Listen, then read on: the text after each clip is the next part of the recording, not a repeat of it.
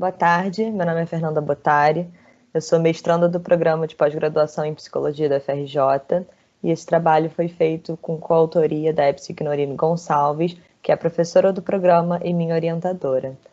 O título desse trabalho é Lei em Conflito com Adolescente, Seletividade Punitiva no Sistema Socioeducativo do Rio de Janeiro. Esse trabalho é um recorte da minha pesquisa de mestrado, que já foi qualificada e que vai ser defendida ainda esse mês. Como base teórica para a discussão, a gente vai usar aqui o Vacan, com a ideia de gestão de miséria, que seria a criminalização da pobreza a partir da ascensão do neoliberalismo, o Foucault, com a ideia do biopoder, que diz sobre as pessoas que seriam descartáveis socialmente falando, e operaria nesse sentido do fazer viver e deixar morrer, ou seja, pessoas podem morrer em benefício às pessoas que devem viver. O Thompson, com a ideia dele de cifras ocultas, que fala sobre a punição não sendo aplicada de acordo com o crime que é cometido, mas com quem comete esses crimes. O Zacconi fala sobre os processos de criminalização e a criação, a partir desses processos, dos inimigos internos. A Borges trata o encarceramento em massa das populações pretas no Brasil, fazendo todo um histórico a partir da escravatura no Brasil. A Batista trabalha com controle diferencial das ilegalidades, que fala que que não se trata sobre a punição de tudo que é ilegal, né? Mas sobre algumas ilegalidades, ou seja, tem essa diferença nesse controle. O que tudo isso indica é a seletividade punitiva sendo aplicada para uma camada específica da população.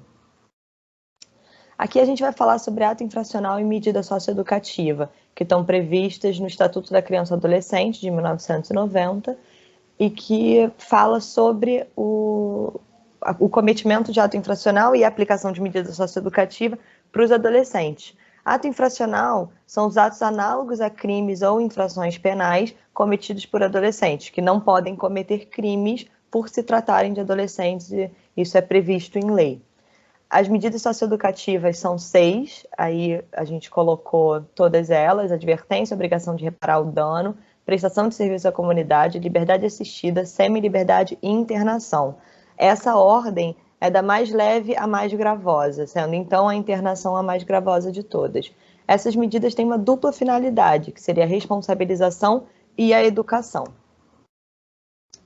Eu vou explicar um pouco como acontece a apreensão desses adolescentes para poder localizar melhor aonde a pesquisa se deu. Então, os adolescentes podem ser apreendidos por flagrante ou com mandado de busca e apreensão expedido por um juiz. E aí, a partir disso, eles são levados à Delegacia de Proteção à Criança e Adolescente, aqui no Rio de Janeiro, e depois da delegacia, eles passam por uma audiência de apresentação, que é no Núcleo de Audiência e Apresentação, que se chama NAAP, que está vinculado à Vara da Infância e Juventude. No NAAP se decide, em audiência de apresentação, se o adolescente vai aguardar a audiência de continuação em liberdade ou em internação provisória no DEGASE. O DEGASE é o Departamento Geral de Ações Socioeducativas aqui no Rio de Janeiro. Ou seja, o adolescente vai para a audiência de continuação já sabendo que vai existir uma audiência para audiência de apresentação, sabendo que vai existir uma audiência de continuação. Isso significa que o adolescente só vai se decidir para o adolescente se ele vai aguardar essa audiência em liberdade ou não. Essa audiência de continuação acontece em até 45 dias depois da audiência de apresentação e acontece na Vara de Infância e Juventude. Nessa audiência, se decide pela remissão do processo, ou seja, a juíza pode decidir por um perdão judicial ou uma aplicação de medida socioeducativa. Essa medida socioeducativa será reavaliada semestralmente, no mínimo, pela Vara de Execuções Socioeducativas, que é uma outra vara. E isso quer dizer, então, que o adolescente não recebe a medida enquanto uma pena, ou seja, não tem uma data limite daquela medida. A medida é aplicada por si só e ela vai ser reavaliada de acordo com como o adolescente está durante esse período, não mais sobre o ato infracional que teoricamente foi cometido. A coleta de dados feita nessa pesquisa foi na Vara da Infância e Juventude sobre os processos referentes ao NAAP, que seriam as audiências de apresentação. Coletamos dados entre setembro de 2018 e agosto de 2019 Entendemos que foi importante uma coleta de dados com 1 ano de duração, porque cada mês varia bastante o tipo de apreensão, tipo de ato infracional que foi cometido, que foi apreendido, etc. E também varia muito o número dos processos. Por exemplo, no verão, existem muito mais processos por causa das operações policiais de verão.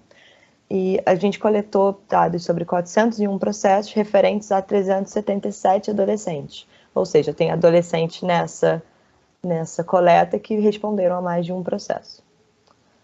O perfil do adolescente apreendido, aqui a gente vai começar falando sobre o sexo biológico e a idade, diz que a maior parte dos adolescentes apreendidos, quase 95%, são do sexo masculino e tem entre 16 e 18 anos de idade, seria mais de 60% nessa faixa. Sobre os dados raciais, a gente percebeu que a maior parte dos processos, mais de 60%, não tem informações sobre a cor de pele dos adolescentes. Isso nos leva a pensar sobre um silenciamento da questão racial, o que também tem muito a ver com a forma que a gente trata esse assunto teoricamente falando, né? Que a gente não tem debatido tanto sobre racismo estrutural. E essas duas coisas em conjunto, o silenciamento dos dados, o silenciamento teórico, são instrumentos racistas de afirmação do que se entende enquanto uma democracia racial. Sobre os números do dado racial, os números que existem, né, o que a gente pode perceber é que os números somados de negros e pardos, porque existe essa distinção no processo do NAAP, são 5 vezes mais, quase 5 vezes mais do que as pessoas brancas que foram apreendidas.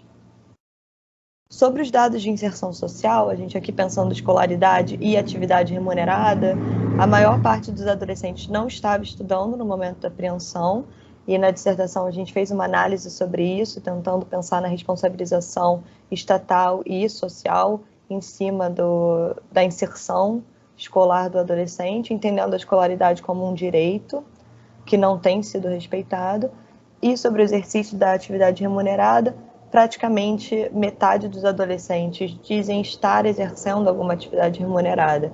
Isso também fizemos uma análise sobre esses dados na dissertação, pensando que muitos adolescentes não pensam o tráfico enquanto um trabalho, apesar de ser. Ainda sobre os dados de inserção social, pensamos aqui com quem o adolescente vive, e vimos que quase 70% desses jovens vivem com pai e ou mãe, e outros 17% vivem com avós e outros familiares, o que nos faz questionar a construção, o estereótipo, né, do adolescente que está envolvido com ato infracional, enquanto aquele adolescente que é abandonado pela família, que está dentro de uma lógica menorista ainda, perambulando na rua, etc., o que a gente pode afirmar é que não, a maior parte desses adolescentes estão convivendo com as suas famílias.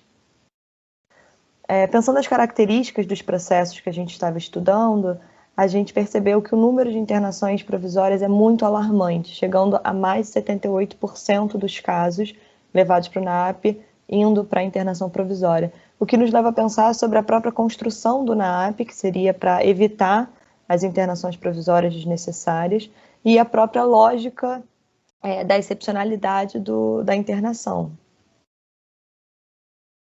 Sobre o ato infracional que esses adolescentes foram acusados, quase 50% dos casos são atos análogos a roubo, e outra parte é sobre tráfico de drogas, seria o segundo ato infracional de maior acusação.